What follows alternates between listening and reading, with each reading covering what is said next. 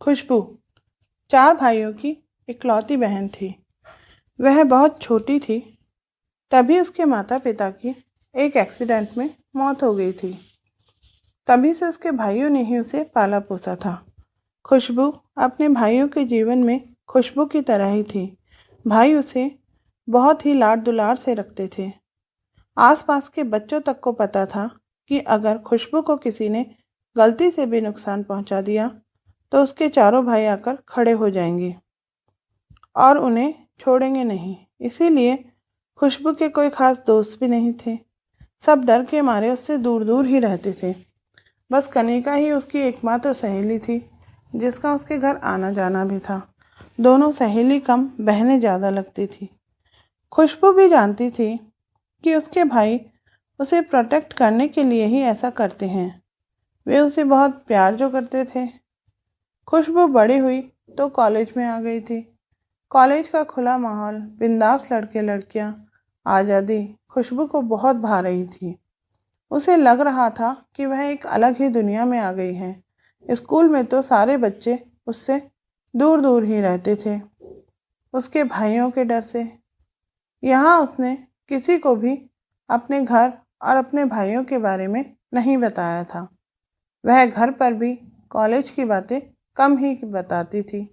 College में वह अपनी स्कूटी से जाती थी। उसके भाइयों ने बस के धक्कों और परेशानियों से बचाने के लिए उसे स्कूटी दिला दी थी। एक दिन जब वह कॉलेज से वापस आ रही थी तो पीछे से उसके कॉलेज के एक आवारा लड़के राहुल ने उसे परेशान करने की नीयत से टक्कर मार दी, जिससे कि वो गिर गई। आसपास के लोगों ने उसे संभाला और उससे नंबर लेकर उसके भाइयों को फ़ोन किया। वे तुरंत पहुंचे और खुशबू को अस्पताल लेकर आए। उसके हाथ में फ्रैक्चर हो गया था।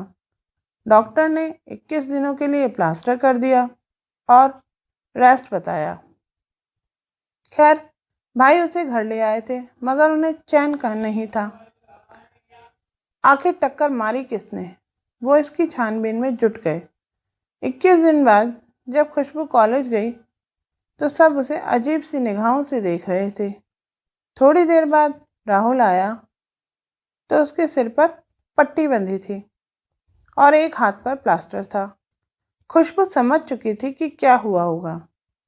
कुछ दिनों बाद राहुल उसके पास आया और उससे अपने व्यवहार के लिए माफ़ी मांगने लगा और बोला, यार, पहले ही अपने भाइयों के बारे में बता देती तो मेरे हाथ और माथा फूटने से तो बच जाते। दोनों हंसने लगे। अब दोनों रोज बातें करते और धीरे धीरे दोनों दोस्त बन गए थे।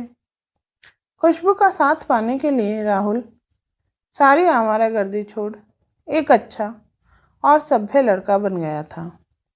खुशबू को भी वह पसंद आने लगा था। धीरे धीरे दोस्ती की हदों से आगे बढ़ने लगी। दोनों की दोस्ती प्यार में बदलने लगी। दोनों कभी लाइब्रेरी में तो कभी पार्किंग में बैठे मिलते। और जब वैलेंटाइन डे आया तो राहुल ने खुशबू को फूलों का गुलदस्ता देते हुए प्रपोज किया। खुशबू को तो राहुल पहले से ही पसंद था, तो उसने भी हंसकर उसका प्रपोजल स्वीकार कर लिया। पर अब खुशबू अपने भाइयों के बारे में सोचकर थोड़ा संकोच कर रही थी और घबरा भी रही थी, क्योंकि उसे पता था कि राहुल की इमेज उसके भाइयों के सामने बिल्कुल भी अच्छी नहीं थी। वह कभी उन दोनों के प्यार को नहीं स्वीकारेंगे। जब उसके भाइयों को यह सब पता चलेगा तो ना जाने क्या होगा। उसने राहुल से भी अपनी दुविधा बताई। राहुल ने कहा, बात तो सही है तुम्हारी, परंतु तुम चिंता मत करो। अगर हमारा प्यार सच्चा है तो सबको हमारे रिश्ते को स्वीकार करना ही पड़ेगा। मेरे पास एक रास्ता है। दूसरे शहर में मेरी एक मौसी रहती है। हम घर से भागकर वहां जाकर शादी कर लेंगे। तुम्हारे भाई तुमसे इतना प्यार करते हैं, इसलिए वो ज़्यादा दिन तुमसे नाराज नहीं रह पाएंगे और उन्हें हमको स्वीकार करना ही पड़ेगा। इसके सिवा तो हमारे पास कोई और चारा नहीं है। खुशबू राहुल से बहुत प्यार करती थी, पर अपने भाइयों को भी धोखा नहीं देना चाहती थी। इसलिए दिन ब दिन राहुल खुशबू को भागकर शादी करने के लिए जोर दे रहा था। एक दिन राहुल ने खुशबू से साफ साफ कह दिया कि अगर वो ऐसा नहीं कर सकती है तो उसे हमेशा के लिए भूल जाए। कहते हैं कि प्यार अंधा होता है, जिसमें कि सही गलत कुछ दिखाई नहीं देता। आखिरकार खुशबू अपने प्यार से हार गई और राहुल के साथ घर से भागने को तैयार हो गई और एक दिन कॉलेज से ही राहुल के साथ चली गई।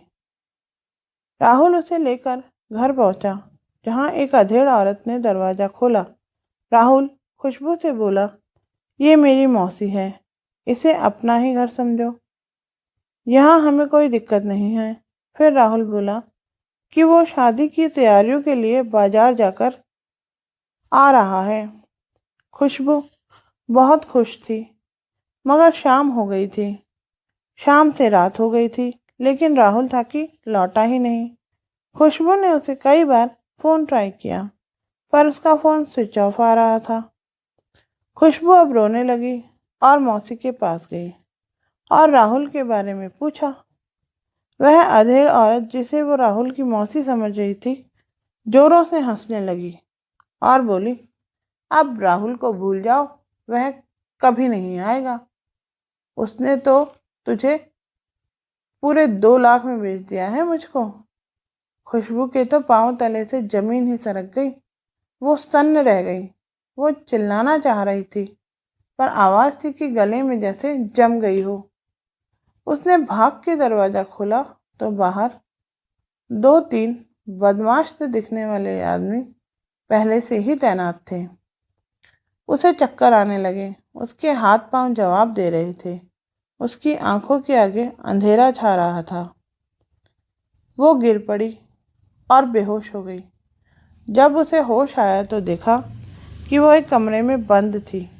थोड़ी देर बाद दरवाज़ा खुला और वही अधेड़ औरत अंदर आई और बोली, ये कोठा है कोठा, अब सारी ज़िंदगी तुम्हें यहीं गुजारनी है। ये बात अच्छे से समझ लो। आज जितना रोना है रो लो, कल से तुम्हें इस धंधे को अपनाना ही पड़ेगा। कहकर वो चली गई। खुशबू तो बुत बनकर शून्य में देखे जा रही थी और सोच रही थी कि राहुल तो एक अच्छा लड़का बन गया था। खुद राहुल ने ही उसे प्यार का इजहार किया था। उसने तो प्यार के बदले में प्यार ही तो किया था। फिर राहुल ने उसे क्यों धोखा दिया, और धोखा भी ऐसा कि उसकी पूरी जिंदगी ही तबाह कर दी। वह समझ नहीं पा रही थी कि आखिर ऐसा कर राहुल को क्या मिला। क्या राहुल ने पैसों के लिए ये सब किया या कोई और वजह थी। पर अब वह फंस चुकी थी और निकलने का कोई रास्ता नहीं दिख रहा था। वह अब कर भी क्या सकती थी। यहाँ उसकी सुनने वाला ही कोई नहीं था। उसने खुद ही अपने भाइयों को धोखा देकर अपनी किस्मत खराब की थी। उधर खुशबू के घर न पहुंचने पर उसके भाई कॉलेज पहुंचे तो पता चला कि कॉलेज से तो वो कब की निकल गई है। अब तक तो उसे घर पहुंच जाना चाहिए था। उसके भाई सोच में पड़ गए कि फिर वो आखिर गई तो गई कहाँ। वो तो हमेशा समय से घर आती है। भाइयों को किसी अनहोनी की आशंका होने लगी। वो बिना समय गंवाए पुलिस के पास पहुंच गए। पुलिस ने भी मामले को गंभीरता से देखते हुए फौरन कार्रवाई की और उसके भाइयों को ले कॉलेज पहुंची और सबसे सख्ती से, विशेष रूप से खुशबू के क्लास के लड़के लड़कियों से इस बारे में बात की।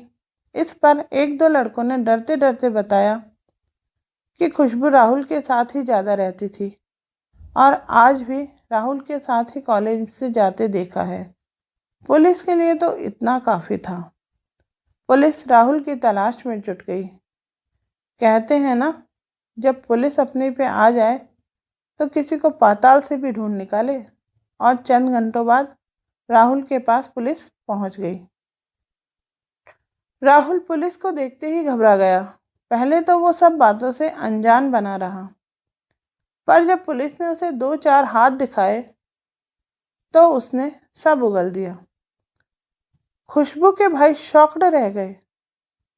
जी तो चाहा कि उसे वे वहीं मार दें, पर उसे मार देते तो अपनी बहन के पास कैसे पहुंचते। पुलिस उसे लेकर सुबह होते ही उस औरत के ठिकाने पर पहुंच गई और सबको पकड़ लिया गया। खुशबू को छुड़ाकर उसके भाइयों को सौंप दिया गया। चारों भाई खुशबू के सामने थे। खुशबू रात भर राहुल के दिए धोखे और आने वाले कल की सोच सोच के लगभग पागल सी हो गई थी। उसे एक बार की तो अपने आंखों पर यकीन ही नहीं हुआ कि जिन भाइयों के प्यार को धोखा दिया, आज वही भाई उसे बचाने आए हैं।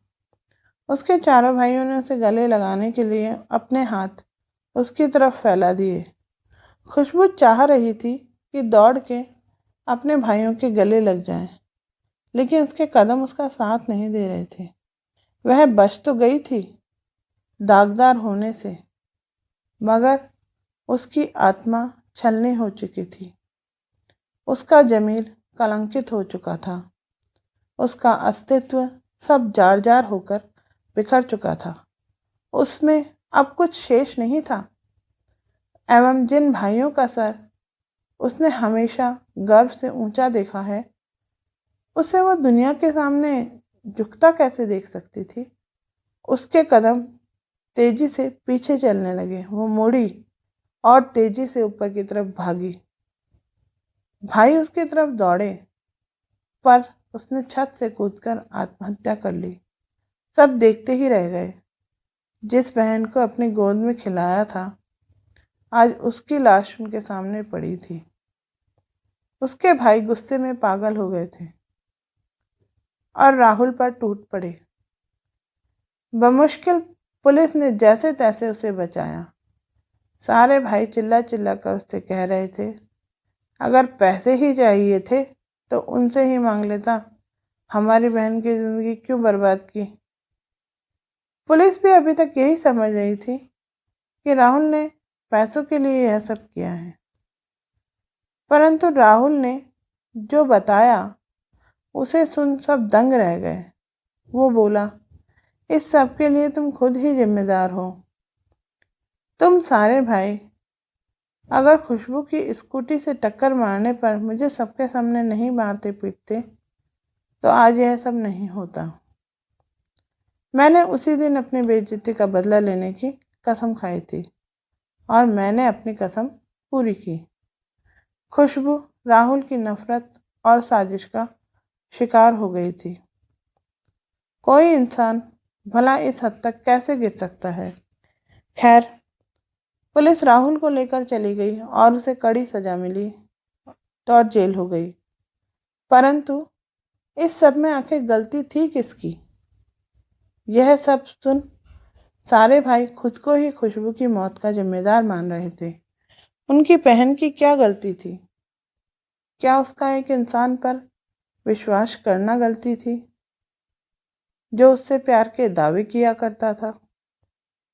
या उसके भाई गलत थे जिन्होंने अपनी बहन को सुरक्षा देने के लिए एक आवारा लड़के को सबक सिखाना चाहा?